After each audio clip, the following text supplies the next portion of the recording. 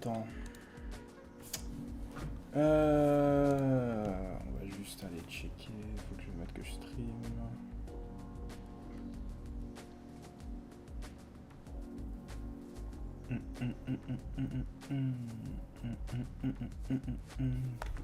Attends, je vais juste mettre le début plutôt.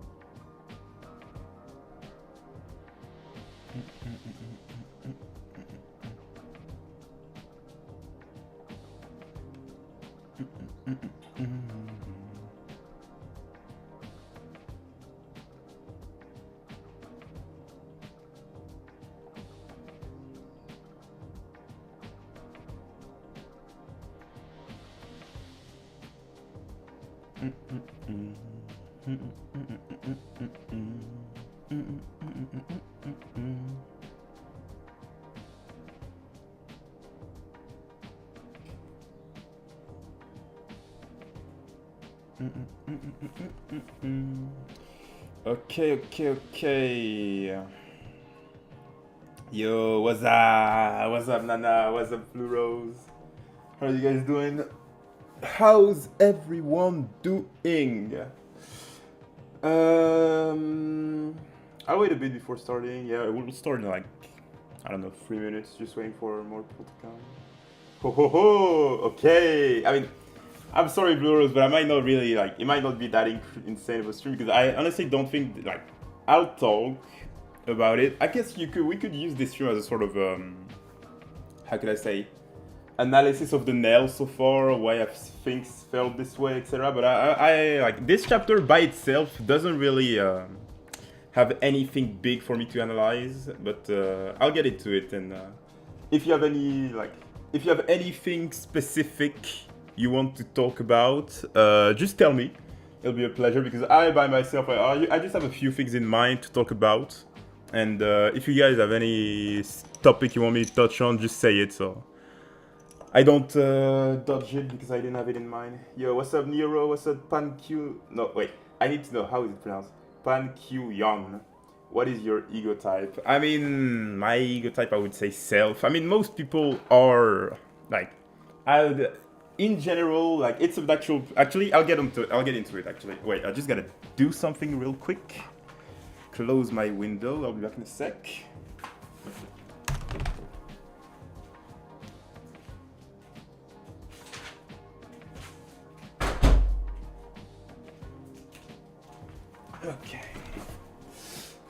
Okay, I'm back, and so I'll say this because something to keep in mind, and rather that most people need to know because most people don't actually know it. But the ego types are basically just a Kaneshiro's twist on the autotelic. How can I say? Personality type. Yeah, it is autotelic personality.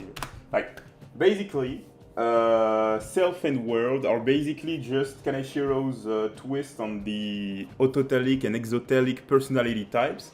Those two personality types, quote-unquote personality types, actually come from the first researches on flow, where the author of the researchers on flow, which is what Kaneshiro constantly uses in his work, so in BLLK, as in like how to get into peak performance. It basically the author of those original of this original concept basically said that the exotelic, so the world type of ego, etc., isn't the one that actually leads to peak performance.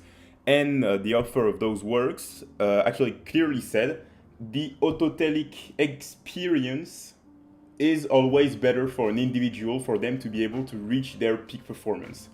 So personally, I strive to always go into more autotelic type of experiences because of this, and because like inherently it just gives me more freedom, more pleasure, etc. So yeah, ego types. Let's just go with autotelic, so self type.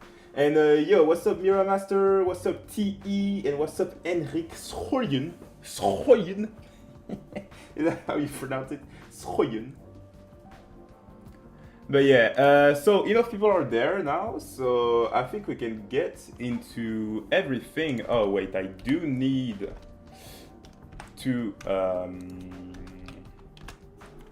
look for the translations. Myth, perfect. So, oh wait, they deleted the translations. Fuck. I mean, it's fine. It's fine. I remember what it said specifically, so we don't really care. I'll just use what I remember.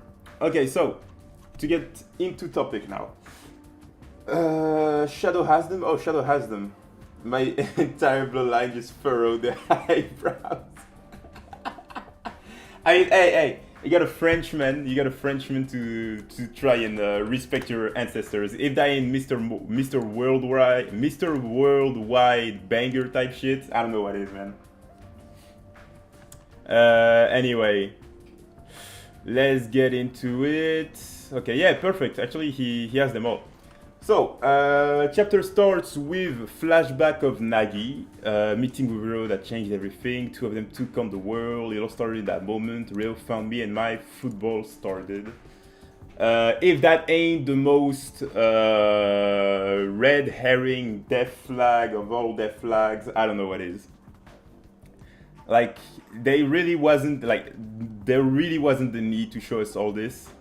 Per se, except like, yeah, I can't dream of becoming the world's best. No, if I can't dream, I don't remember. I don't have the Shin translation, but like, it's not I can't dream of becoming the world's best. It's something different. But yeah, anyway, it's the end for me everywhere. So here, why is Nagi's performance surely going to be an absolute clusterfuck? For this, we have to look at what is their plan specifically. The plan is pretty simple.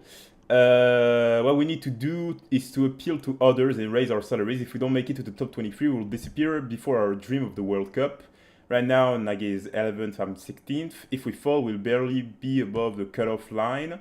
And so their plan is basically to go for effective plays for the team to win, betting everything on proving our existence, committing to a plus play. So like, basically, going for a more talented learner approach, because if we go on Whip Central, for the chapters, we'll see that it's exactly how Isagi puts it, right? Yeah, right there. Yeah, rather than my personal erasure of feelings, I want to live to prove myself to the world like you. So basically, what they're doing currently is that they're going for more for a talented learner style of play. But as the story acknowledged right before this talk from Isagi in 282, it's just not how one reaches peak performance, right? Up until now, I was trying to use the same insane method as the geniuses, but I'm not one of them. Geniuses and talented learners, self and world style types have different ways of using their abilities.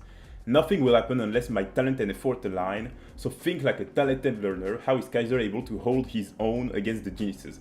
So with this, we know that Nagi's approach currently is going to be absolute fucking dog shit. Ryo's performance will shine because Ryo is a talented learner, but Nagi will do absolutely fucking god-awful, maybe even worse than before, because at least before this, so before the PXG match, at least Nagi, even though he was using an ego that was quote-unquote borrowed, as in it's not like, it's not something he actually can visualize, it's not something he actually yearns for enough to actually become the best. He's just not able to rise higher, but he was at least still using an approach that appealed to him enough, right? So currently, like, just with this information, which is really important, and why I'm saying that like it's the most red herring ever, just from this approach that's being said, we know Nagi will have the stinky fuckingest of performances. Even probably the worst of all his matches in the nail. Alright, bro, I'll have your tears anyway this Saturday. Yeah, trust the process. Trust the process. That fucking Nagi hat trick. Chigiri scored. It's all good. Nagi scores an own goal and then a brace. Nagi fucking hat trick. Nagi quadruple. Nagi 2 own goals. 2 goals against Barsha. The ultimate egoist scores a fucking quadruple in the nail. If that ain't a fucking banger, I don't know what is. Kenny Gull. Reo is making himself and Nagi play like a talented learner. I feel like Nagi will not like it, like an episode of Nagi. He won't even like it. It's not that he won't even like it, it's just he won't be able to perform in any substantial way. He will not be able to perform at all, like clearly at all.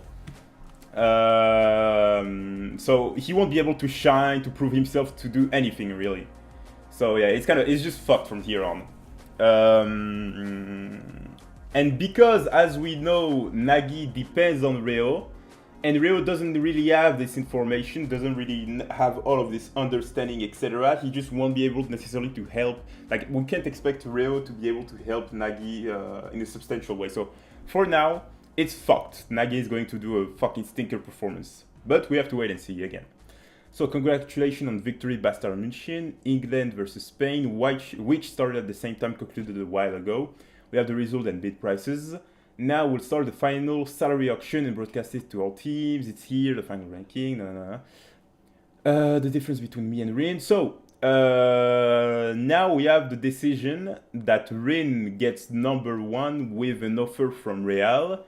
And then Isagi also gets number 1 and he celebrates it. So, the usual sentiment is that this is fucking dog shit, right? And we'll get a bit into why does it feel dog shit? Why does it feel so fucking ass? Let's be honest, because I know a lot of people. So like, let's look more specifically. Why is it ass, and why do people hate it overall? So the first thing is that the core of the nail was all about Isagi being able to finally reach or beat Rin, right? And so we did get this in the way that, like, oh, Bayern München won over Rin, etc., etc., etc. But the problem is that it was also about Isagi reaching Isagi reaching Rin's skill level. But the problem is that because of the way that Isagi's performance has been on the paper, it is really hard for people to actually, like, for most readers, to actually feel like Isagi, quote unquote, deserves number 1, in the sense that, like, even though he got 2 goals, when it comes to actual skills, to actual capabilities, etc., like, most people just can't get themselves to put Isagi above Rin, right? Like, it is just literally impossible. In the sense that, like, you take Rin and you put him in Bayern München, and he would basically wipe the floor with literally everyone, compared to if you put Isagi in Bayern München. I doubt most people would be able to see Isagi winning where Rin won, and vice versa. Like, in terms of, there's a feeling that it's much more that Bayern München had a better overall team, and that led to Bayern München winning rather than Isagi outright leading the team to win, per se, right? So there's that first aspect where the individuality of Isagi doesn't feel at all anywhere near Rin's, which does make this tie a bit of a hard pill to swallow. Secondly, the problem is that, as we said, the entire point of the nail was for Isagi to Rin and beat Rin, to finally, like, all of the chapter was all of the lead up to this match was all about Isagi becoming number 1. If we don't win, this was all worthless. Bit by bit, I've overcome the hurdles. I want to be the best in the world.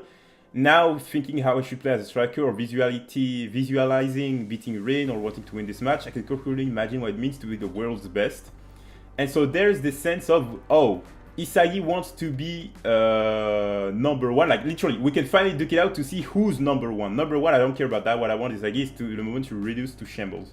And so it's clear that it's all about this match. Everything that was leading up to it was just about Isagi finally becoming the number one, right? Not second, not anything. Truly becoming number one in the sense that there is no one that is at his level. So we go in with this type of expectations, and then we get the payoff that Isagi is actually tied with Rin, so that just makes it even harder to get. Now, secondly, the thing is also in the way it's portrayed, because all I'll say is that there's a difference between if we had gotten, for example, Isagi and Rin are like Isagi and Rin's bid at the same moment. Like imagine, so what if we had this page, instead of having this page, come with the bid of 240 million, Rin Itoshi, seriously, I still can't reach it. And so if instead of this, we had just gotten, so wait, how can I, no, I want to take the picture, wait, what the fuck is this? Wait, section 2, section libre, okay, what the fuck is it? Oh shit, I didn't know you could do that. Anyway, let me go back to, yeah. Fuck it, I can't use paint. I'll have to learn to use paint. Wait, let me read. The only thing that I'm kind of like, oh, this makes sense, is when Isagi gave his monologue about talented learner and geniuses being two sides of the same coin, not a hierarchy. Yeah, it is, because it's literally not the, like, but I mean, that's Kaneshiro's way of putting it, but you know. So yeah, here they are board tied, Lariel choosing Rin. Yeah, and I was going to get to that. Like, just the way the chapter portrays it, it portrays Rin first being the first one to be announced first, and Isagi despairing over it, to then tell us, oh yeah, Rin and Isagi are actually at the same level, they're the same bids, etc. And so this doesn't feel correct enough, because had we gotten something with Isagi in this panel, if we had gotten Isagi and Rin being shown immediately at the same time, like, oh, Isagi, Rin Itoshi and Isagi, it would have landed much better just in terms of exposition. Just the exposition of them together as a package being number one, so being tied, would have made it much better. But the problem is that if you portrayed it this way, you wouldn't necessarily be able to actually have Isagi celebrating it, right? Because what made Isagi celebrate it is the fact that he thought first that he can't reach it, only to then realize, oh shit, I'm actually tied. And that's what basically set him up. But if we, and even that, I'll get into that, but even that is kind of out of fucking character, if I have to be real. And so yeah, that's why you feel, that's why Kenny, I'm saying you feel like he's second, is because the story portrays it in a way that you will naturally see Isagi as a second, because he isn't put on the same, he isn't shown at the same time as Rin. It's first Rin, Isagi is first over it, and then Isagi is like in a sort of, how can I say, even in the way that Rin says it. Why are you looking, scrub, lift your face and look. Looks like the world wants to make us rivals, it's hot. Absolute fucking dog shit. I have my hands behind my back, like up high in the hair, absolute fucking dog shit. So yeah, it's really just that because of the way it's portrayed, you're forced, you just feel it, like it's not that Rin and Isagi are tied. It's just not the same. We can have a last minute offer for Isagi, I think. We could, I know, actually, no, we can, the bids are technically over, right? Ipachi said it, yeah? Concluded a while ago, we have the results and bid prices. Now we'll start the final salary auction and broadcast it to all teams. So currently, it's the end, like it's the final bids. He could get something else after, but you know. I think Rin being shown as number one first is just as good bait and switch. I don't think it's that deep. No, but I'm not saying that it's deep. I'm just saying that a lot of the reactions come from the fact, like, why most people feel like it's a big bullshit or not deserved, or like that Isagi still feels like second. And so to get back into why his reaction feels so out of character and why it just doesn't land for most people, it's really just that the way the story portrays it doesn't feel like it. So anyway, I said enough about this. Let's continue. So then, the second thing that sort of feels out of character is Rin's reaction. Like Rin, like we see, we can't really, like we do see here that Rin gets an offer from Real, and we just don't get his reaction. Like no monologue, no nothing. I mean, I know this is supposed to be a Nagi chapter, right? But we don't get any substantial reaction from Itoshi, from Rin, no nothing. Even though he just got the offer to go with his brother. And then he's even the one who tells to Isagi to get up. Like, it just doesn't feel like the Rin Itoshi that has been set up so far in the PXG match. Like, what this feels like, if I have to be real, this feels like what the U20 version of, like, what the second selection version of Rin would be like. Like, I could imagine a second selection Rin being like this. But the way that the story has portrayed him in PXG just doesn't feel at all like this, really. And I'll get into it because I think it's synonym of something else, and I'll get into it in a bit. And so yeah, that's why it just doesn't feel like, again, like who would have guessed Yoichi Isagi also got a bid of 240 mil and finished at #1 spot with Rin Itoshi. So you see, just like even the way the announcer says it just doesn't scream like Isagi. Oh wow, Isagi is #1. It's more, oh shit, he also reached #1. Oh wow. And secondly, and why I feel most people can't really enjoy Isagi's celebration is again in the fact that first off, the story portrays it in a way that you can't help but feel like no one can help it. You will naturally feel like Isagi is quote-unquote #2. He's not the actual #1 compared to Rin. Because of the way that it's portrayed, because Real Madrid, considered the best club in the world, got made an offer for Rin instead of Isagi. So there's also that aspect of prestige. The most prestigious club in the world bet on Rin and not Isagi. So again, that element also ties into the fact that you can't necessarily feel like Isagi is #1 in that aspect. And finally, the fact that he acknowledges that it wasn't a complete victory.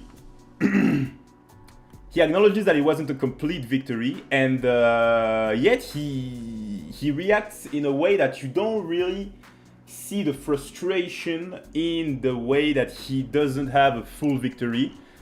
And what hurts is that when you compare it to what, like the whole manga basically constantly tells you, if you want to become the best, you need to hold on to your frustration. Whenever you feel frustrated, you need to really hold in that feeling of frustration and use it as a means to climb your way back up. You need to do not dream something. You need to really take in that frustration, etc., etc. And so when you compare it to earlier in, for example, the Menshine match. So while it's not the same thing, you see how Isagi twigs the fuck out when he's like, oh yeah, Kunigami stole my goal, etc.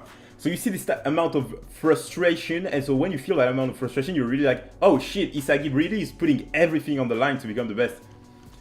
To become the #1, right? The best player in the world. And so when you then have the fact that he reacts so high, with so much hype, compared to the frustration that he has shown prior when he wasn't able to reach his objectives, it just doesn't feel like Isagi. The problem is Isagi in this PXG match has just been thrown left and right in ways that are, wow, fucking insane. But that's just the PXG match writing, like, let's be honest, it's just how it is. And so yeah, that's why, so it's not to explain, oh, it's ass, I'm just explaining why some people may not like it.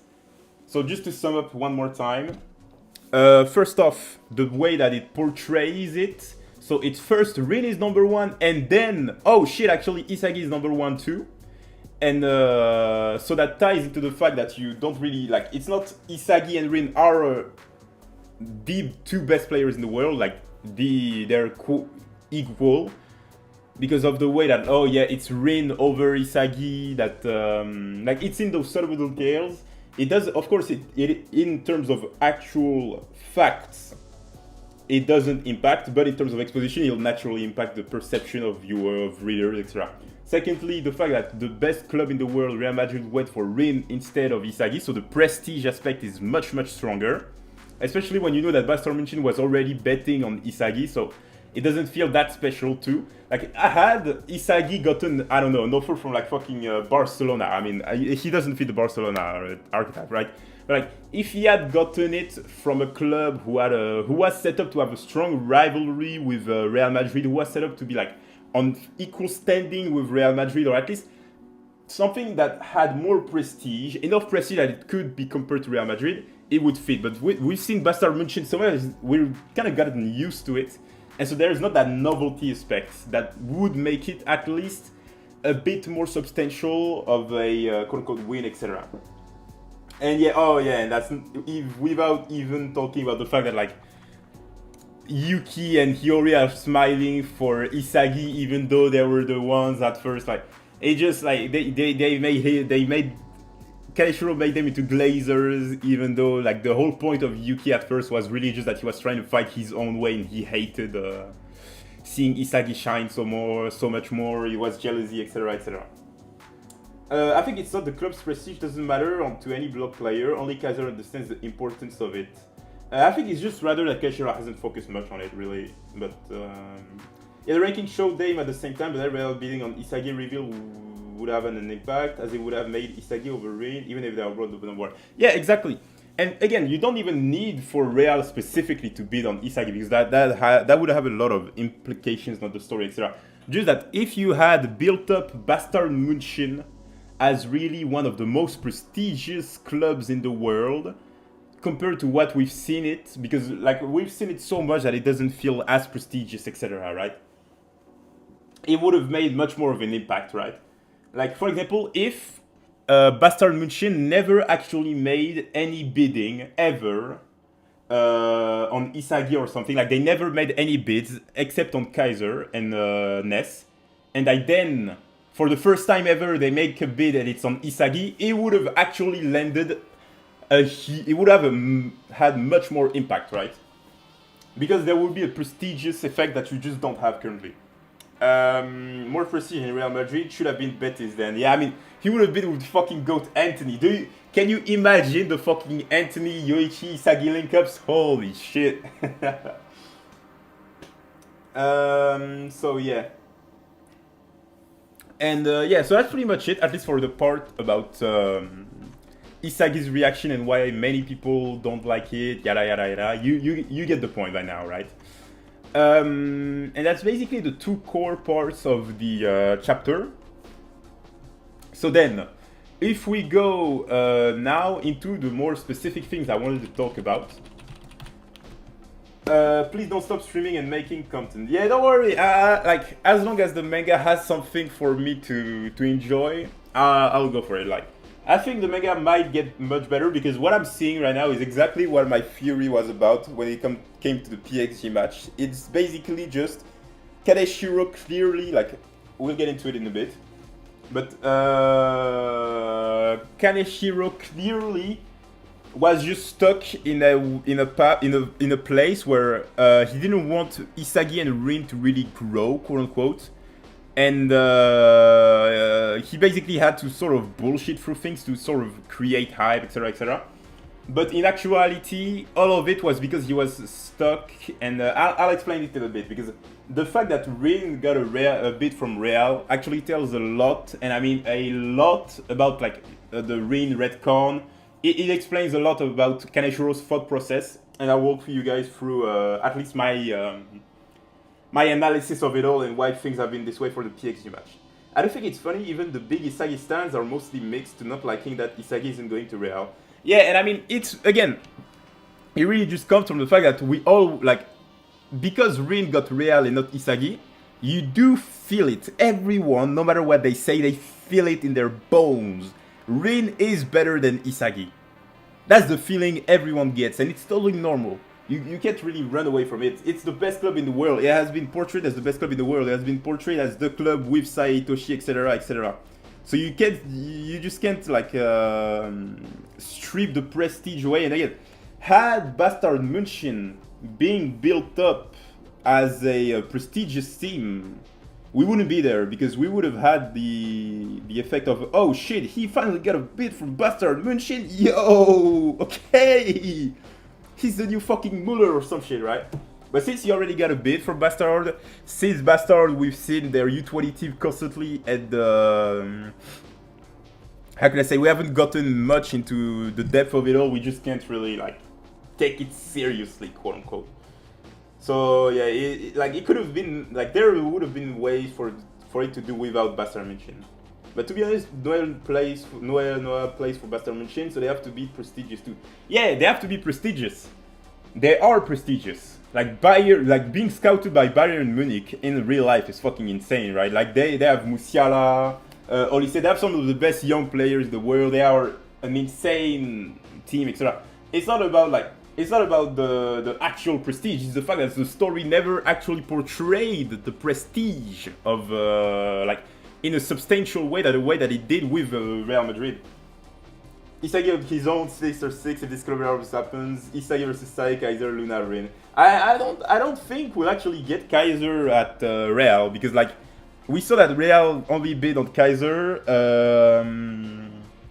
and so I think what could happen is that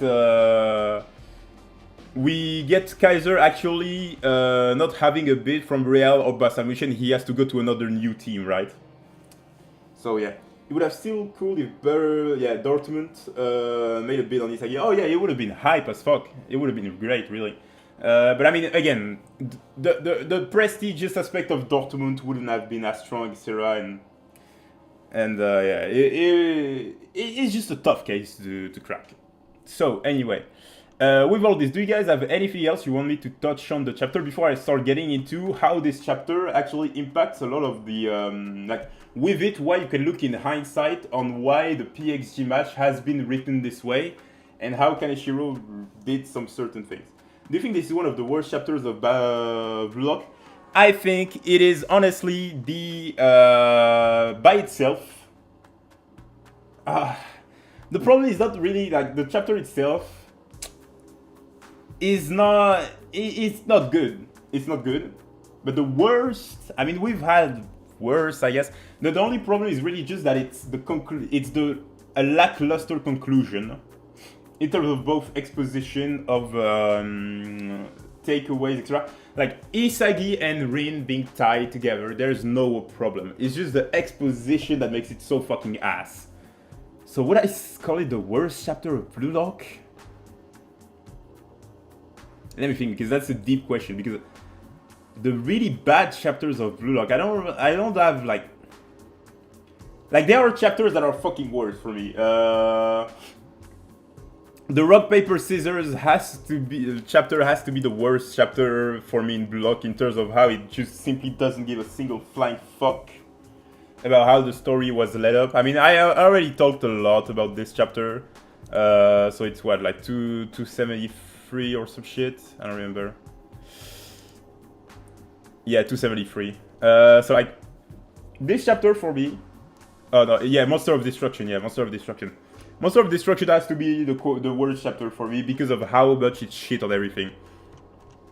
But I've already talked enough about it, so I won't go further into it. Just know, for me, in my mind, actually no, since there are much more people than usual, I'll just explain a bit.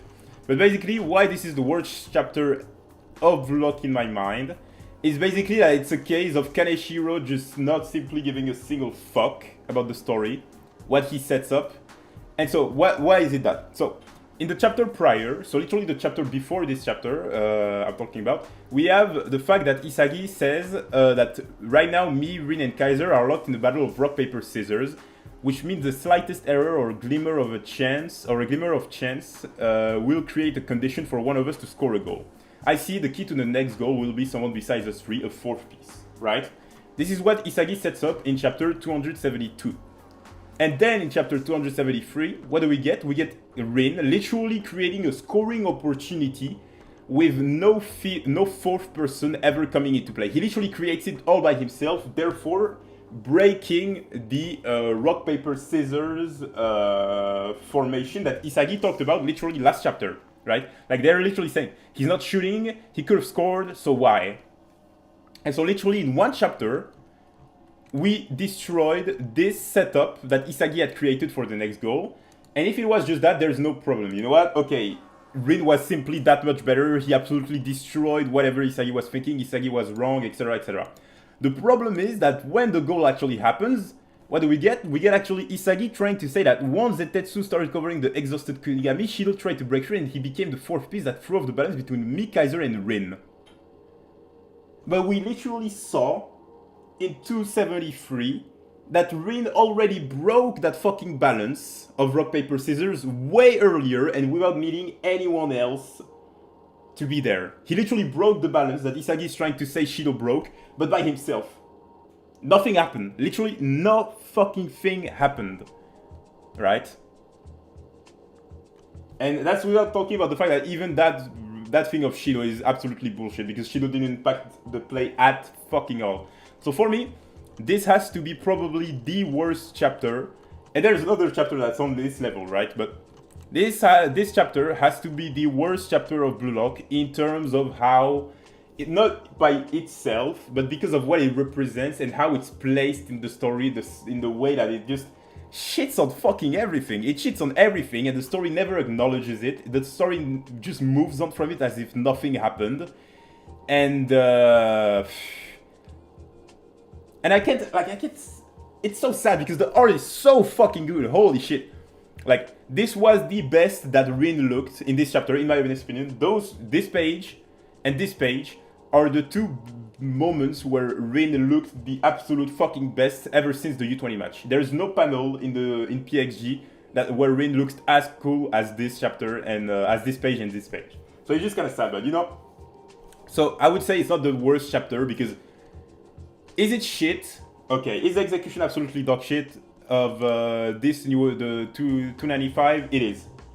But it doesn't have that raw, bold, I'm putting my dick on your forehead and I'm slapping you with it aspect of like the way it just absolutely shits on it shits on fucking everything. So I can't like this chapter has to be the worst along with like as a standalone chapter in how it ties into everything. It just yeah. Nail matches ranking. Oh, Manshine fucking clears it. Ubers 2, Bastard, BFC. Oh yeah, Barcha.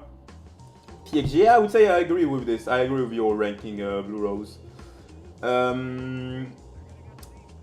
Yeah, I agree. Like PXG is by far the worst match in the Nail, that's for sure. Yeah, but Bastard München, like, and Manshine City was absolute peak fiction. And, like, there's so many things that are, and like, again, you know what? I'll get into it now. So, the thing I wanted to say, which one do you think is better, Manshine or U20? I would say U20 mostly because it's the conclusion of something. And while I do prefer the way that the plays were made in Manshine, etc., like, I really like Manshine. Especially since I'm a huge fan of Nagi. But just because it's the U20 match is the conclusion of something, because the ending is so hype, etc., U20 is the best match in the series, in my honest opinion. So yeah. Now, to get into... wait, before I get into what I wanted to say. Do you guys have any specific questions? Anything you guys want me to get into before I move on? I'll just take like three questions max. And then I'll get into what I wanted to say, what I want to explain, how this chapter basically ties into, how can I say, everything that we have gotten so far, etc., etc. Like, how does this match help us place ourselves into Kaneshiro's mind, Kaneshiro's writing decisions, and stuff like that?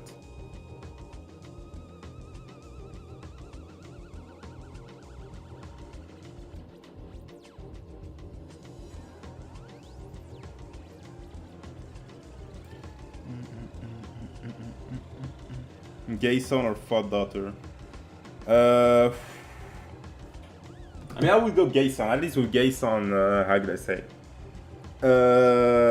I could have more, I could show him some game, you know, I could show him some game. With Thought Daughter, like, it's to the streets, man. He'll be tough. Like, Kaiser control Rin, Rin control Isagi, and Isagi control I have no idea what was the title of the chapter. Yeah, I don't know, man. Okay, so I'll wait just like 1 more minute, and if there's no questions, I'll just move on into what I want to talk about. I'll just check Twitter on my phone until then. Alright. It's not really a question, but technically the fact that Isagi didn't surpass Rin does call back to the fact that Isagi said he needed a hat-trick to beat Rin. And yeah, it does tie into that fact, because if Isagi had gotten a hat-trick, I'm sure that he would have surely surpassed Rin, right? At least in terms of bits. Like a hat-trick against the best team, the second best team, quote-unquote, of BLLK would have had a huge impact.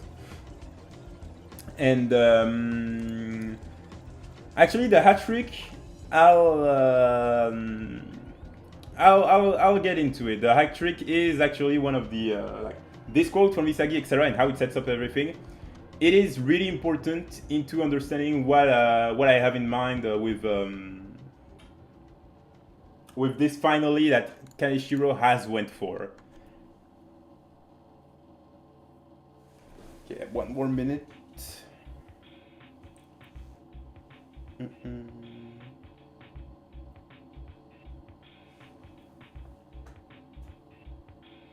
Nishioka race. What the fuck? Oh shit, did Arsenal win? Did Arsenal fucking lose? What? Arsenal United? Nah, you're fucking... Oh shit! United won over... Oi, oi, oi, oi, oi, Bruno Fernandes. Holy shit. Side question, are we ever going to see a self-type having metavision, or is it a world type exclusive? We already have a self-type, well, I mean, it might be redcon, but there are hints to the fact that Noel Noah has metavision. Rin was supposed to also have metavision, but it might have been retconned. And wait, let me think, because self-type having metavision. Because Rin was supposed to have it, as we know from his light novel. And as we saw in the U20 match too, he used metavision in the U20 match while being awakened, but Kaneshiro fucking changed that for whatever reason. Noel Noah has hints of having metavision in the way that he was the only player able to catch up, to keep up with Snuffy's tactics, on top of being able to play with to link up with Kaiser and Isagi. So like as he says here, right now the only ones on the field who are predicting the risky areas and stopping Uber's attacks are me, Noah, and Kaiser. So basically showing that Noah's vision seems like, as he said, right, the only ones who are predicting at the risky areas. So it does foreshadow that Noah could have a level of vision similar to Kaiser and Isagi, so maybe potentially have metavision. The three of us have been working in sync to respond to their plays, and we've gotten locked in the defensive battle where we're barely holding them off. So you see? But it could be changed. It could be changed. It is not a confirmation, but it is a sure as hell a strong foreshadowing. But again, didn't get to see it much. And let me think. Because I did have an idea of a talented learner having metavision, but I need to think a bit. Right?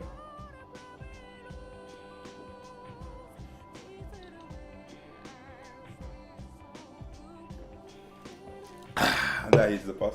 The spot. Grenadine, silo de grenadine. Wait, let me actually think. Metavision, self-type.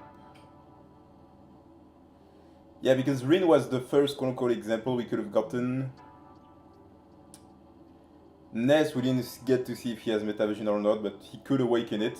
Ness could awaken metavision. He probably has the abilities to do that. So yeah, Ness would be a good example of potentially getting metavision, even though he's a self-type. Oh yeah, Charles, fuck me. I fell into the fucking bait. But only because it's self-type players who utilize logic as part of instinct. Yeah, exactly. Like, yeah, Noah is a really good K. Like, I really like Noah's character design, etc. Like, Aiku Karasu and Nico also have it. Yeah, but they're talented learners. They're not geniuses. And wait, what was the other question I didn't see? Yeah, okay, that's pretty much it. I'll take one last question if you guys have any. If not, let's head straight into what I wanted to talk about and how this chapter, the newest chapter, helps us see why the PXG match has been so fucking hard. Isn't Noel Noah a genius? I thought geniuses can get metavision. No, that's never been confirmed, Aki. There has been no confirmation that geniuses can't have metavision.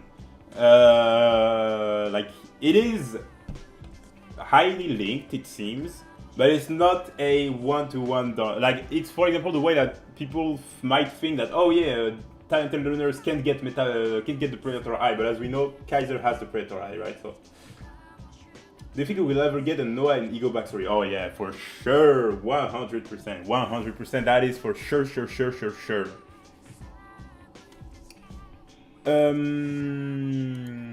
yeah. Do you think we'll ever... Okay, no more special questions. Yeah. Okay, well, let me just check something real quick before I continue.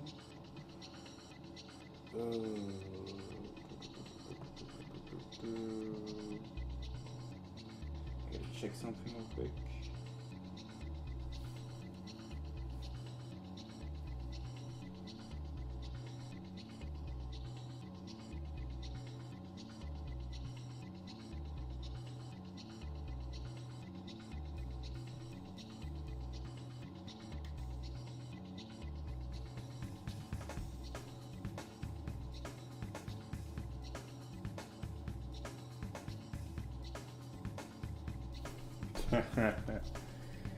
Okay, wait, let me go back on the chat. Okay, nothing? Okay, then let's get into the point I wanted to make. Okay, so, a huge thing is that, as we said, the hat-trick was supposed to be for Isagi to surpass Rin, yada yada yada yada. But, so, if we go on my past streams, what I talked about is the fact that Rin got redconned.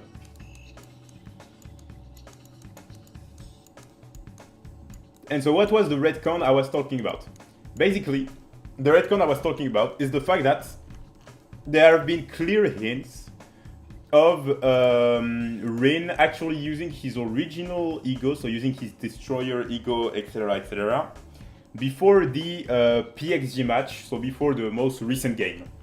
So the hints vary from the first time we're introduced to Rin in the nail, being with a sneak peek of him having the spiral eyes and shooting the same shot that he shot in the U20 match and that failed. But that shot actually goes through. So if we go on the same shot on the U20 match, which should be in around 146, no, 145. And so you see, in terms of paneling, etc., it's quite literally the same shot here and here. It's the same thing, except that this time, where Rin failed before, Rin this time got to score, along with the fact that we have the spiral eyes, so those eyes, being finally completed for Rin as he shoots. And then the other showing we have of it is right before the... it's not right before the PXG match, but I'll get into it. It is before the... so right after the Uber's match, where we get a sneak peek of Rin trying to fight off Nagi in a trapping duel. So we know that Nagi's whole thing is about trapping. And so he's trying to beat Nagi at Nagi's best, which would fit with his original ego. And again, the black smoke, etc. Which does fit much more with the presentation we have had of Rin in his destroy, with following his original ego of being a destroyer, etc. in the PXG match. And then scoring an insanely curved, like insane curved goal that fits much more with what we were shown prior. Was Rin's original ego self plus free before he got breaked to restricted? Yeah, it is still quote unquote free. It's just that yes, it was freedom for sure, 100%. That's the whole point of his awakening in the U20 match. So if I'll just explain it a bit more, like I'll explain it one last time. So basically, as we see here, when Rin shot and missed, he was using rather a restriction type of ego. So he's everything binding me, destroyed, kill it, I utterly ruin my own past and everything on this field. With this goal, I'll be reborn, destroy, kill, just one more. And so if we go when the ego types are introduced, so it should be around 267, yeah. We get the fact that, oh, there are people who start and fix the rules and roles, faithfully execute those, and they produce the energy needed to break out of those constraints. People find it easier to display their abilities in a restrictive environment. And that's what Rin was doing here, right? He was trying to break free of his past. He had something binding him, and he tried to destroy it. But we saw that when he was using this approach, he actually failed to score, right? And when did he manage to actually get a quote-unquote win in this match? It's when he then awakened even further. And what was the awakening about? It was instead of trying to break free from restraint, he actually removed those restraints. He removed the idea that he removed the convenient value system. I won't let you intrude in my life. I'm not just some object in your lives. I can't be Saitoshi's brother anymore. I'm me, trust this anger, abandon your body to destructive urges. I'm Rinitoshi, etc. So basically what he did here is that instead of trying to fight off his past, he literally just removed it, and then he became, like me, there are people who can decide for themselves from multiple options, establish their own formulas. People find it easier to display their abilities in a free environment. And that's why Rin Rin's awakening, when he finally managed to beat Sae, so we can say that Rin awakened fully to the point that he was able to beat Sae, something he wasn't able to do before and why he missed before, is that he finally, and like you see there's the flow eyes with like a lot of pupils, etc. Rin was able to fully use his original ego, not when he was in restriction, but rather when he was in freedom. So now, why is this important? It's because, as we said earlier, we have that... So now we have the redcon, yeah, the sort of thing where Rin's character was clearly shown to be using freedom, but then in the PXG match, he instead got removed, and what do we get instead? We get the fact that Rin is now seemingly, like, all of the hints of, all of the setups for him to have freed himself from everything are just thrown out the window, and instead what do we get? We get the fact that Rin needed this murderous intent for him to be able to actually beat Isagi, right? That he needed this pressure, and specifically that he never actually managed to use his original ego. That it's only in this match that he has been able to awaken his original ego. And so now that's the core of the redcon. So to say it clearly, Rin at first was in the nail. If we make a sort of a mini timeline here, so he was freed, he had the spiral eyes, we saw him using his original ego, etc, etc. He was freed from restriction, etc. But then, in the PXG match, we're instead being told that, oh no, he was never freed actually, he was always under, like, he never managed to actually awaken, and he needed restriction to be able to awaken, and that he never actually, like, he could never awaken before. He never awakened before, and there's a lot of other things that go in this that I've actually talked about. Like, there's a lot more stuff, but you can check the past streams I did to see those details. But why I wanted to highlight that is, why does it matter? So first off, this approach helps with keeping Rin's, how can I say? It helps with keeping Rin's skills to a certain level, in the sense that if Rin didn't care about Isagi, as we saw in the U20 match, he would have fucking wiped the he would have wiped the floor with fucking Bastard München, right? What actually got Rin to lose is the fact that he was restricted, and he needed to have, he absolutely wanted to beat Isagi. That was the downfall of himself in this game, right? That's why he failed, yada yada yada. And so redcon does help with making it easier for Isagi to reach Rin. But the second thing is that if Rin, and to tie now into the bids we got here, if Rin was actually freed from everything, freed from Sae, freed from Isagi, etc., there wouldn't necessarily be a point in having Rin in Real Madrid, because the core of the reason why Rin wasn't able to be playing with Sae, etc., is that he hadn't actually freed himself, and he was reliant on Sae. And even now, he's still quote-unquote reliant on Sae in the recent match, in the way that we have seen, like, he needs a go, like, he needs to surpass the ghost of Sae, etc. And so, if we had kept his U20 self, and also if we had kept the idea of him freeing himself from everything, etc., etc., there wouldn't be as much development that we could have with Rin at Real. Because the core problem of Sae and Rin, it comes from the fact that Rin isn't playing freely. And so if he had kept the setup he had made earlier in the Nell, there would be no point in having Rin at Real, since having Rin at Real wouldn't change anything, since like the core problem of Sae and Rin was already fixed. So by quote-unquote retconning Rin back to this state where he's dependent on Sae, where he wants to absolutely break Sae, where he wants to, like, he's obsessed, etc., it makes it for more potential development with Rin coming to Real. That's the core. I think that's the seemingly the reason why Rin was retconned.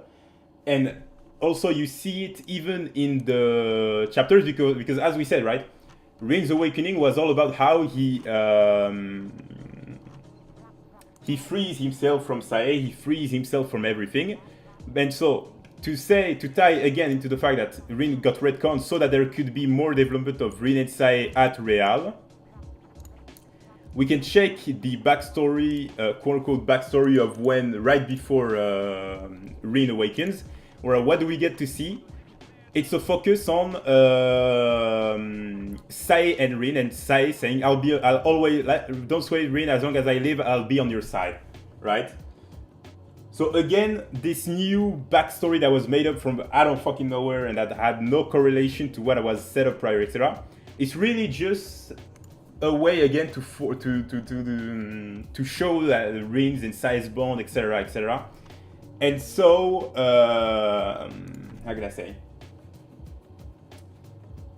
It retcons the freedom that Rin got in the U20 match, and that he seemingly had gotten in the Nell, to make it that there could be development for Rin and Sae at Real. That's seemingly the core reason why Rin, yeah, it is lukewarm. Rin's backstory, new backstory, is lukewarm, but that's the best way Kaneshiro could make it. I mean, not the best way at all.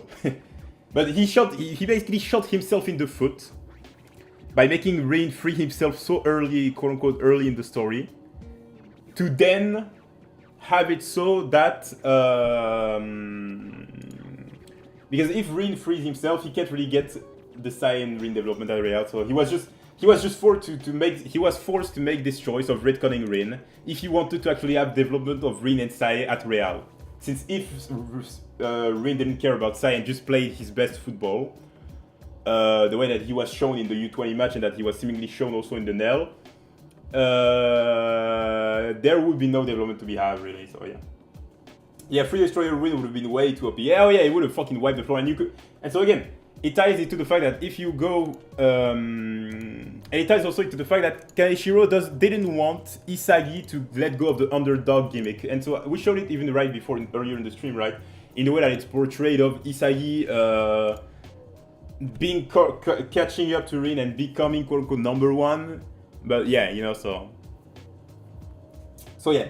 That's why I say that this chapter actually helps make sense of Kaneshiro's decisions, and it helps, like, we can understand now why did he halt Rin's development, why did he retcon Rin. Is because it was all made so that he could then create more development for Rin and Sae at Real. That seems to be the reason why he did all this. And also on top of that, being able to have an easier time for Isagi to like an easier time to write Isagi as the underdog, catching up to Rin and getting to Rin's level. Because if he kept the free Rin and wanted to make Isagi surpass him, he would have needed to make Isagi an absolute fucking demon. But the problem is that if you make Isagi an absolute fucking demon, there's also a problem with the Kaiser storyline, and we'll get into that in a bit. Let me just read Tit's comment. I don't think fixation on Isagi is presented as a bad thing with the story, especially with Ego's commentary and also being rewarded with a goal. It is a retcon, yeah, but it's not and it's not represented as a bad thing, because what matters in Kaneshiro's world, in Kaneshiro's philosophy, is do you have the intensity needed. As long as you have intensity, it is a thing that can lead you to becoming the best. On the moment, it is a good thing. It's just that on the path to then becoming the best, it has some flaws, it has some issues, etc. But those aren't things that are touched on in this match. So yeah, that is, with this chapter, we can finally make sense of things like that. Why did the match not develop Rin in any substantial way? Because the development of Rin is kept and halted for the thing with Real. Why is Isagi's development too halted and put into such a fucking weird ass fucking spot? In the sense that how could I say? Basically, all of Isagi's development in this match, past like with the talented learner genius thing, is something we've already seen. Because the fastest piece is something Isagi constantly, consciously did. Whenever he reacted to Bachira's awakening, to Rin's awakening in the Youth match, it's something he had always done in the manga. And this acknowledgement doesn't change anything. And oh my days, this page, oh. When I read this, I can't read the Genius's Awakening, but earlier Kaiser matched Rin's Awakening and used his own spec to the fullest to respond faster than anyone. In other words, the most important thing for a talented learner is an awareness that's faster than anyone else. But like, oh my god, this hurts. Like, it's something we've seen Isagi do so much, and like, you know what's the worst part? Let me say this. You see this final goal? The bullshit argument of it is like, oh yeah, in that instant, he saw that Ness would find a new level of imagination and make the ultimate pass. He gambled it all on that and ran into position. Problem is, how the fuck did Isagi saw that Ness would find a new level of imagination? Where in the fuck, how did he see that Ness was awakening? How did he even see it to be able to react to it? Where? What is the explanation? Where is it? Where is the fucking... How? But it's not fucking given to us. It is not given to us. Oh my days. There's so many wrong things with this game. But again, most of it is really just that Kaneshiro, like, the most important thing is to be fast. A great revelation. 300 chapters in. Isagi can sense someone's awakening based on player positioning. I hear that. I agree. He did it with Kaiser.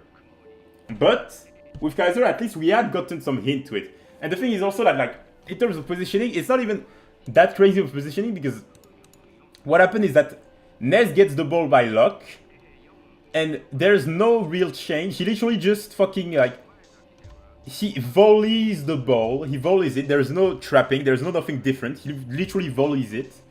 And the pass, and like, even his face is a face that we had already seen prior to this. Like, even when he passed to, how can I say, to Kaiser before, he also made a face that was kind of similar, right? In his obsession, etc. So like, I would have just liked to see more of the explanation on how, right? because I know it is like I still feel it's bullshit of sorts.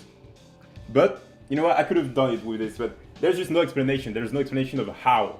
What did he see in Ness that got him to believe in Ness and react to Ness, right? But you know what? Anyway, any fucking ways. So yeah, what else did I want to say? And so yeah, no, that's pretty much like we've done pretty much it. Like that really, I wanted to explain why that real bit kind of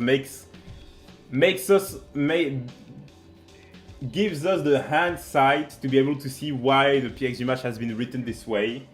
Because also, if Isagi had scored a hat trick, for example, he would have 100% been over. He would have surely surpassed Rin, right, in terms of bids. But if you surpass Rin in terms of bid, yet you give the Real Madrid bid to Rin, it doesn't fit with the idea that the best club in the world would go for number 2, right? So it's just a weird case, like, and again, the fact that like the way Rin talks currently and reacts, that feels more like, as we said, a sort of a second selection U20 Rin. It feels more the way that the U20 Rin would react than the way that the PXG Rin with all his intensity, etc., would react. And so really, that's why the characters don't really change. That's why, like, Isagi hasn't changed much. Rin hasn't changed. Like, Rin has gone back to how he was before the nail of sorts in this thing. And so really, just all that I feel while reading this chapter is that basically Kaneshiro decided, you know what? Fuck it, let's go back to 0. So all of the nail was building up to something for Isagi, etc. But he simply decided, you know what? Fuck it. Let's go back to the before the nail and get Isagi and Rin back to their original relationship that was in the U20 match. Let's get things back to 0 and basically act as if the nail didn't really happen, really, because like he's basically saving all of the ring development for the real thing. And so yeah, just this is the manga getting back into status quo. So the nail, all of the payoff that it had, all of the, like, it just doesn't matter, because yes, we have Isagi at quote unquote number 1. Yes, Isagi has gotten much better as a striker, etc. He has gotten near, quote unquote, he is at the same level, quote unquote, as Rin. But in terms of actual dynamics instead of actual character, Isagi really hasn't changed. Isagi really hasn't fucking changed. Because I'll win at all costs. I'll sell my soul for victory. That's something he already fucking did before. Like in the Ubers match, we saw that he was ready to sell his soul. He was ready to sell his soul and his emotions, and ready to assist in when when he didn't have the ball, and he was ready to pass if it meant like the most rational option. It meant winning. So it just like there is growth, but it's so minimal. It's so something that we have already seen that it's just like basically non-existent. It's fucking non-existent. So like and even in Isagi's reaction. Again, Isagi's reaction, it doesn't feel like the reaction of someone who wants, like, if it was Isagi at the beginning of the nail, as we showed in the Manshine match, or even in the Ubers match, like, you would have seen actual frustration from Isagi, etc. But there's just nothing here. And so again, how this is all tied together is really just the fact that Kaneshiro clearly wanted to go back to a sort of more the status quo in terms of dynamics, and go into the U20 World Cup with basically the same dynamics as before, etc., etc. So like most of the nail development, like, you could just get Isagi better in terms of physicals, etc. You take his U20 mentality, you take the mentality of currently, nothing fucking changed, let's be honest. Like, nothing has changed. but the change is so fucking small that it really fucking doesn't matter. And yeah, like, oh yeah. Anyway, okay, maybe he could tell that Ness would try to improve himself to Kaiser and wouldn't give him an easy pass. That experience with Ben Hera. Oh shit, I wouldn't have thought I would see fucking Ben Hera in this chat.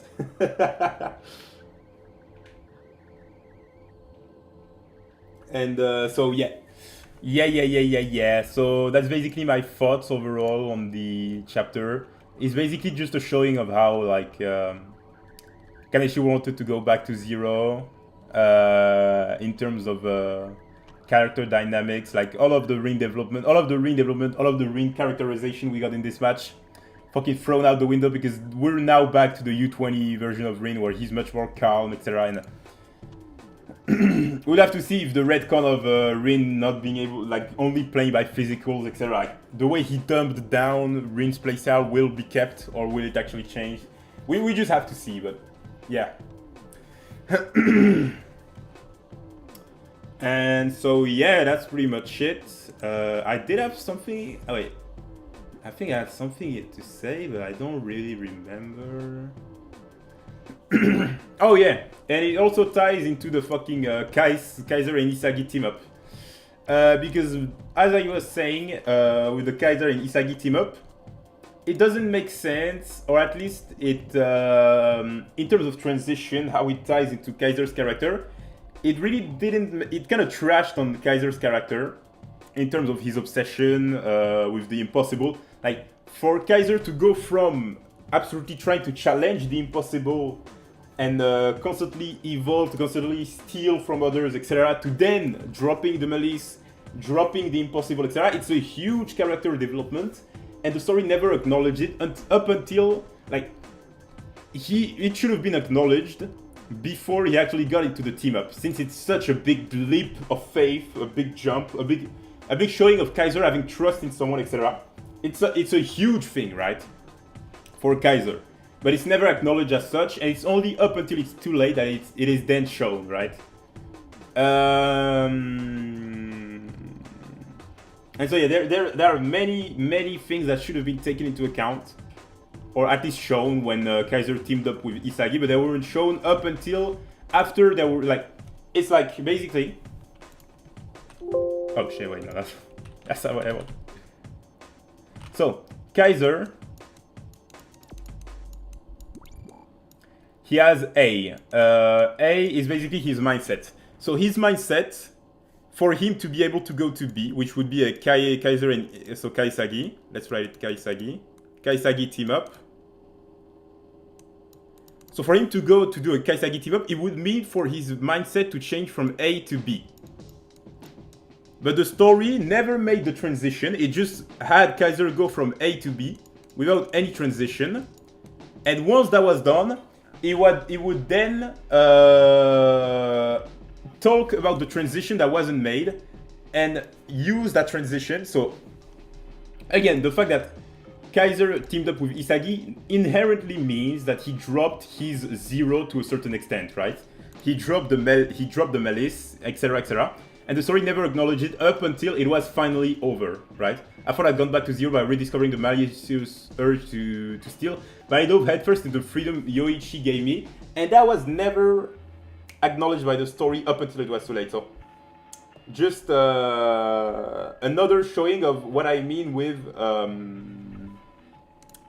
this chapter, where he basically retconned Rin to make it easier for the real thing to be have, and similarly with Kaiser, he basically threw away the transition that should have been made with Kaiser, because it would be easier to then be able to get what he wanted, which in the end what he wanted was basically for Kaiser to have a equal relationship with someone, to have freedom, and then be shamed by it, quote unquote, not be shamed by it, but at least his rationalization because of how Isagi treated Kaiser, for Kaiser to then go even deeper into his zero and basically forget everything about freedom. So yeah, and yeah, that's basically it. Is there more I could talk about? There's for sure more, but I think for this stream I've said everything I needed to talk about, at least for this specific chapter. I mean, again, the Nagi lock-off, in my honest opinion, it's coming harder than ever. Like, I don't know how you can see this fucking backstory and be like, oh yeah, that means he's surviving. Woohoo! Let's go! He's 100% making top 23, even though he has fucking dead wife flashback. Woo!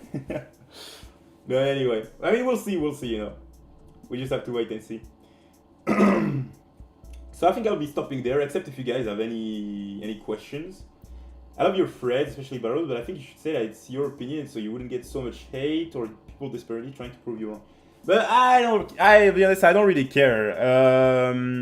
Mostly because I do show when it's my opinion versus when it's my analysis. So like, for example, when you go on my thread about Kaiser and Ness, I make my analysis purely based on evidence, purely based on linking A to B with its intended purpose. And then I say, I give my own opinion, which is where I say, he felt no remorse, the Kaiser's awakening. We said there was one thing missing, same as his parents. So yeah, and that's what Kaiser. So yeah, what did he never wants?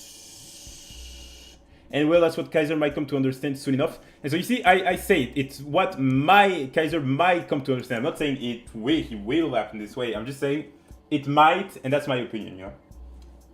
Ranking reveal from top instead of bottom does make it seem like Nagi will be locked off. Yeah, it did. No, they didn't always do. No. They didn't always do. That's the thing, Nero. They didn't always do top to bottom. That's the big thing. In even prior to the PXG match, and like all of the matches before, they made it bottom to top. That's the thing. 240. So yeah, you see, they started from the bottom and then went up into Rin, even before the PXG match, so 246. You see that they start from bottom, like you see the bottom and then you move up into the number one, even prior to PXG. And all of the leaderboards before this match have always been bottom to top. And now it's suddenly changing from top to bottom. Like, we could have simply gotten, oh yeah, those players are below the top 23 and are cut off. But now instead it's, oh yeah, now we'll get the list and go from top to bottom. So no, it doesn't simply focus to the name of the chapter of signing number one, Lord. People have to see the chapter for what it is and stop putting their own narrative. Yeah, I'm not. No, it doesn't. So yeah, like, it is what it is. So yeah. So it is one more thing that you could have in mind for the Nagi lock-off. Oh wow, they're building up to the last players instead of actually going from last to one. So yeah, it is one more thing to take it. Like, I'm sorry, but the fucking dead wife, the fucking dead wife flashback.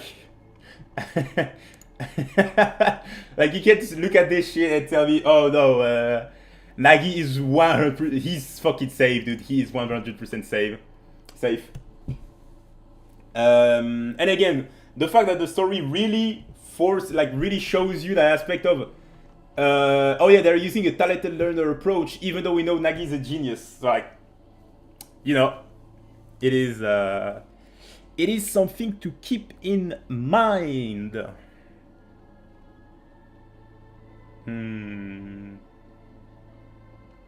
Fear and Hunger. I'm not listening to fucking Fear and Hunger. Holy shit.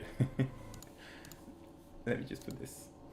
And so yeah, do you guys have anything else to talk about? Any question, anything? And I'll probably end the stream right there and then if you guys don't have anything else to talk about, like any specific questions. Because yeah, I feel like I talked about pretty much everything about this chapter and everything. So I just need to see, is Arsenal? You think we'll get the rest of the bids next week? Yeah, Wait, no, I don't think we'll get it, mostly because the title of next chapter is like Brain Juice Experience or some shit. It's like, yeah, it's Brain Juice Experience or some shit like that, so I expect it to actually be Bachira masterclass in ego, etc. Bachira hat-trick. We are fucking sat. We are here to have a meal, baby. So yeah. Isagi should have had taken Ness's ego type in consideration to score the goal, but it didn't happen in the manga. Yeah, I mean, what do you mean? What the fuck do you mean? Shiori is like, oh, Ness is a genius, dude. Where does it come from? Where does it fucking come from? I think Nagi is gonna make it. Never underestimate how much Kaneshiro loves Fujoshi's bag. No, but that's the thing. Imagine the fucking Fujoshi. Imagine the Fujo's reactions when, like, a core reason of why the Fujos love Nagi and Reo is because of the yearning, right? They're all about yearning. Now imagine if they're cut off. Imagine the absolute fucking yearning. The yearning money that they will get. Holy shit. Like, it's a bold strategy in terms of Fujos, but I'm telling you, it could pay off so fucking well. Holy fucking shit. Like, we have already seen the way that how is he called? Gojo and what's his name again? That fucking bum. I forgot. And Geto. Gojo and Geto's like shit. Gojo and Geto brought in so much money, even though they were yearning, etc. I genuinely don't think it's that. Like it won't. It just Nagi locking up will kill everything, right? So yeah. I don't think it's that like bad of a move in terms of Fujo. I genuinely think it's a gamble to be had, but it could be an insanely good gamble. Especially if, like, the moment he gets locked up, Reo finally is able to say the words that he didn't say in episode Nagi, where he's like, oh yeah, let's meet each other beyond our dreams or some shit. Like, imagine, holy shit, the ultimate breakup. Nah, imagine the fucking money he could make from this. Oh, holy shit, dude, I'm telling you. It's a gamble. But it's the best. Like, if it works out, he would literally become a fucking billionaire, okay? He would become a billionaire. Anyway. If Nagi stays, I'm not sure what the point of episode Nagi would be. Up until now, we've been seeing new matches, but if episode Nagi only shows the same U20 World Cup matches from his pub, it's going to be boring. Yeah, I agree. Yeah, I mean, Nero, I'm sorry, but this chapter is the most ominous, like, it's the most dark fucking chapter you could ever have in terms of, like, what do you mean you have fucking flashbacks from first selection, their breakup, they're like, that's, what? And you're telling me like this shit, this shit is, anyway, I might make a thread about the Nagi lockoff. I mean, the problem is I already made a thread about, I don't know, I'll see. But like, I'm sorry, but from the way that we see that Nagi is going for a playstyle that doesn't fit him, from the way that, how could I say? And also, there's one thing that I'm interested in. One thing I'm genuinely fucking interested in. Reo is all about survival, and like, he says this. He says, right now, no. Okay, but for effective plays for our team to win, betting everything on proving our existence. And wait,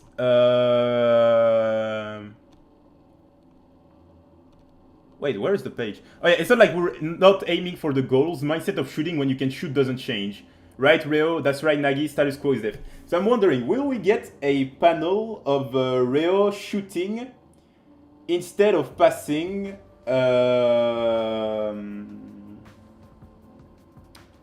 Because of his survival, like, would he be put in a similar situation to, for example, Chapter 1? That, I'll say this again. I wish Isagi would be put in that situation in the PXG match, but whatever. So, like, would we get a moment where Reo puts his survival above the one of Nagi and he shoots when he could have passed to Nagi purely for the sake of survival, you know? It's like, because of this one quote, because of the one sentence, I'm like, is he cooking something? You know? That's right, Nagi's status quo is death. I'm like, I'm smelling. Is it the smell of shit or is it the smell of good ass fucking barbecue on a sunny day? Everyone has their own bias when making analysis. I love your phrase, but I don't think you're being 100% unbiased ever. But I like seeing different analysis, opinions, and theories. Yeah, no, I mean, of course, I will always, like, there is always a subconscious bias that will be there, right? It's just that, I'll be honest, the thing is, for example, when I make my phrase about Kaiser, the bias that I can tell you this. I had a clear bias before, prior, because I can find the post on my account.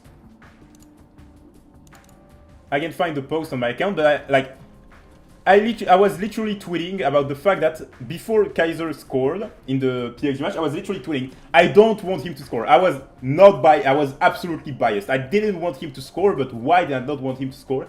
I didn't want him to score because if he scored, he would absolutely destroy his character. Like, he would become what we currently have, a guy who hates himself, etc.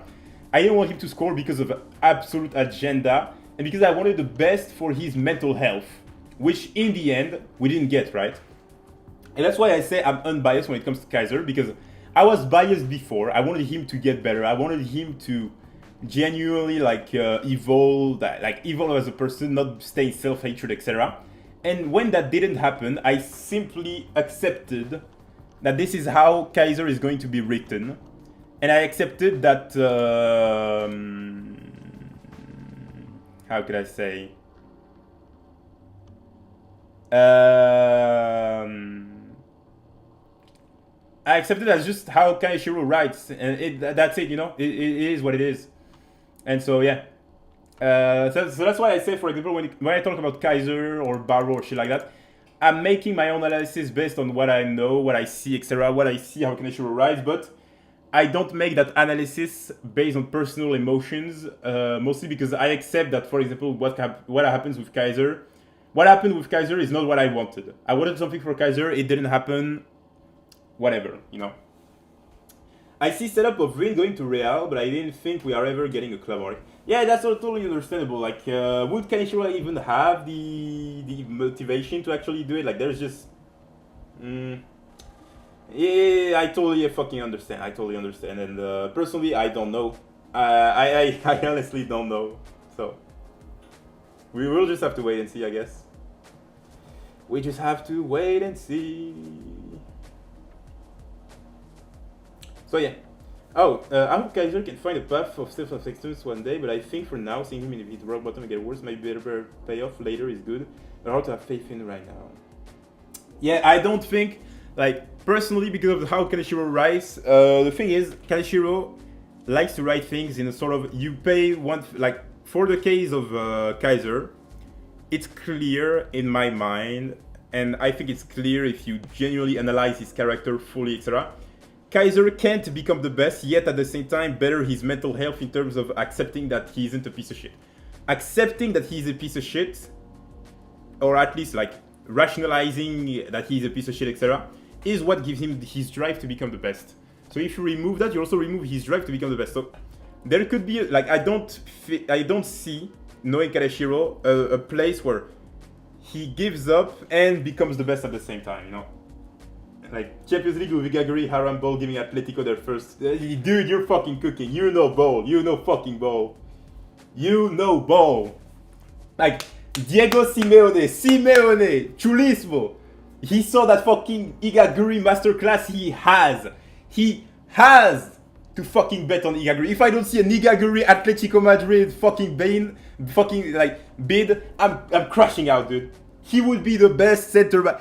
Simeone would literally fucking pull his dick out, do a fucking helicopter with it on the field every time he would see Igaguri forcing a foul with the low block. Holy shit, dude. He is the Atletico Madrid player. But yeah, anyway. Any more questions or I'll stop there? Anything else to talk about? Do you guys have anything else? No, nothing?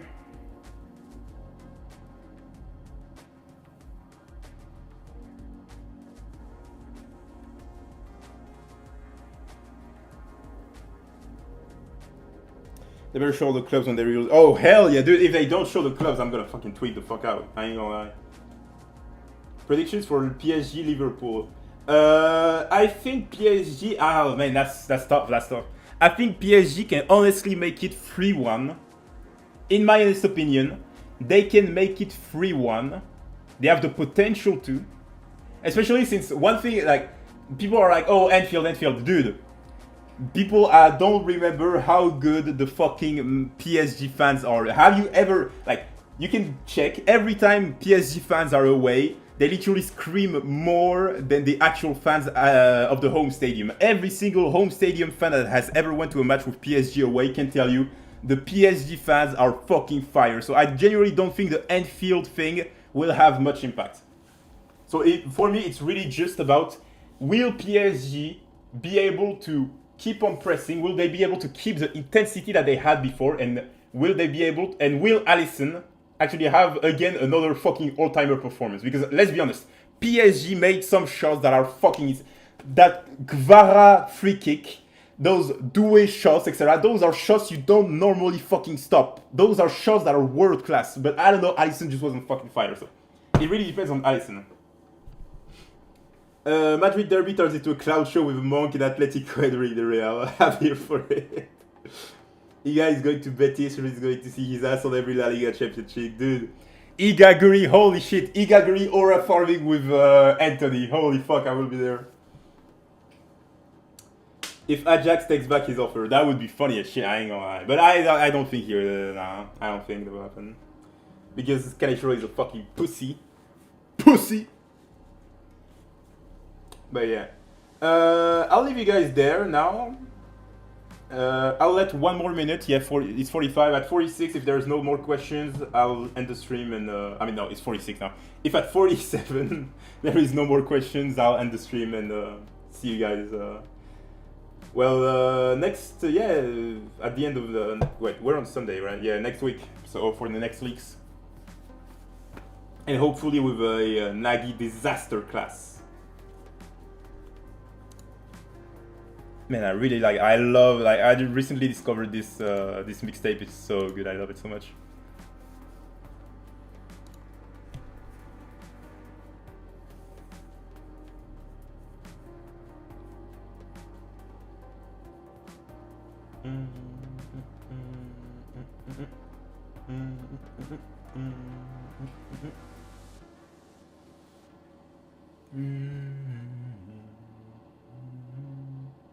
Hey, glad you could actually come, because you did tell me last time, like in comments, you wish you were there. So I did try to do it a bit earlier so you could be there. So I'm glad that you managed to be there, and glad that you enjoyed it, man.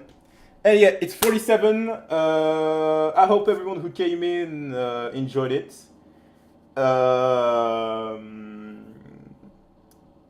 I hope everyone enjoyed it. If there are any feedback you want to give it. Always trying to get to do better for the streams, etc. And yeah, I might have to get better at using Paint. Will surely help with the streams. But yeah, it was great to have you all there. Have a great one, fellow egoists, and see you guys on this next weekend for this disaster class. Oh, it's you, Destiny. Oh, you fucking bitch ass nigga. Don't you think it's possible for a disaster class when he stays and suffer? Nah, it is possible, but you will have my fucking suicide on the conscience, Destiny. You will have my fucking death on the conscience. I want Nagi to be Pig Fiction, okay? It is possible, but you will have my fucking death on the conscience, because you will have tortured me until the fucking ends of time with this shit. And I know if it doesn't happen, you will genuinely be up my ass.